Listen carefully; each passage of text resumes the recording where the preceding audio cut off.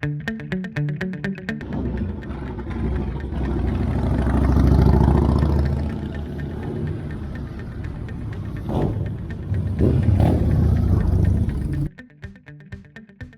I'm Michelle from the Poole Arms. Myself and Anna from the Lord Nelson. Since BCP funding cuts, we've brought it upon ourselves to try and arrange the bike nights. We had our first, I think, successful bike night last night here on the quay.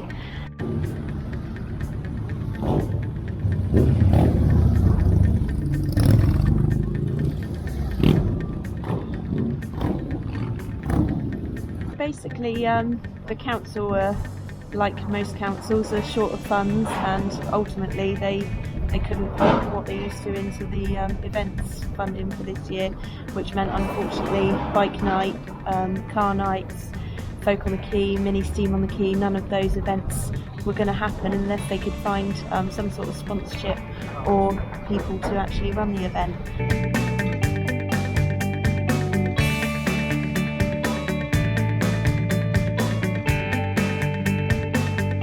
Basically, the council are, like most councils, are short of funds, and ultimately they couldn't put what they used to into the events funding for this year, which meant unfortunately bike night, car nights, folk on the quay, mini steam on the quay, none of those events were going to happen unless they could find some sort of sponsorship or people to actually run the event. We got our heads together and thought, well, how can we do this? So we've basically been working with the other businesses. A lot of the key businesses have put in some sponsorship. We've got some sponsorship. Our main sponsor is Poole Bid, who all of the businesses have to put into Poole Bid, so we went to them to ask for funding to support us with the bike nights. A lot of the key businesses have put in some funding. We've also had funding from the Crown Hotel and also Stonegate, who own the Poole Arms, and Hall and Woodhouse, who own the Lord Nelson. Both of those breweries also put in some funding just to help us get the bike nights back up and running.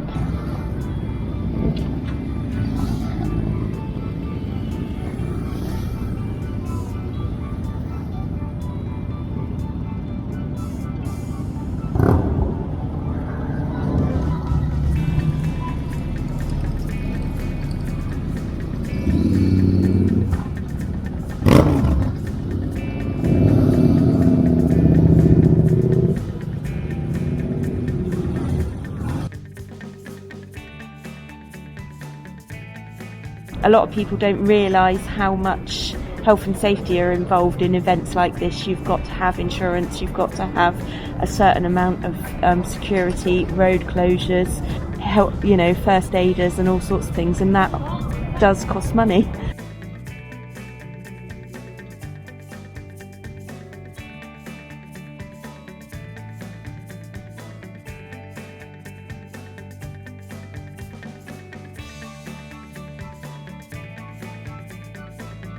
We've had some great support from Phil Smith, who's worked with the council for many years, going back to when it was Poole Tourism. So without his actual support and knowledge, we probably wouldn't have been able to do it, but he's given us all of the information that we needed to get this event up and running. And last night was the first bike night, and it went down well.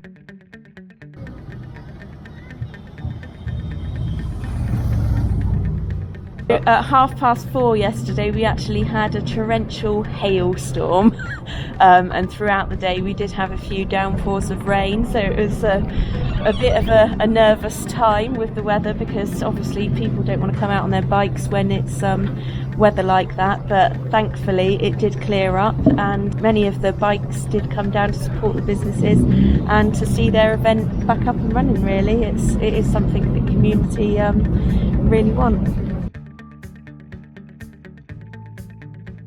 Just over 270 bikes, which for a first bike night of the season is actually quite a good turnout.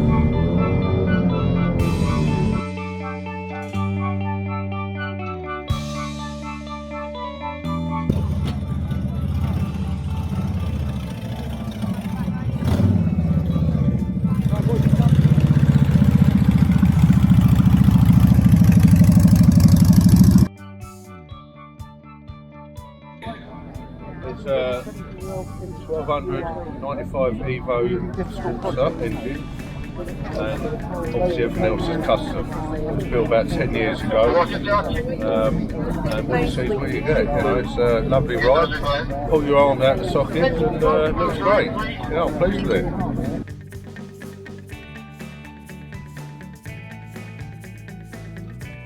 Basically, once it was known that there was no longer funding, I went to Anna and said, look, can we, we've got to be able to do something. If we work together as businesses, we should be able to get this going. You always need a driving force, so me and Anna are definitely that driving force. All of us along the quay, these businesses, especially like pubs, they are from first thing in the morning to last thing at night. So everybody is time constrained, but we've just made sure that we've found the time to be able to do it and to push everybody along to help us as well. Me and Anna, it is both of us. Unfortunately, the timing coincided with Anna being on holiday, which was planned a good year ago, so unfortunately she wasn't here last night for the first night, but she was in contact throughout the day and throughout the night, and actually she's been on holiday since Friday, and there hasn't been a moment where she hasn't been sending emails or messaging people to do with it. So no, it's very much a team effort. We had 8 volunteer marshals, and Insight, they helped us with the security and first aid. AAA Fire, actually, they helped us with fire extinguishers for the night. We did also have a couple of other sponsors, Gorilla Garden Rooms, who hopefully will be coming down with some of their equipment in a couple of weeks' time. JTech Security, they also, electrical should I say, they put a little bit of sponsor money in.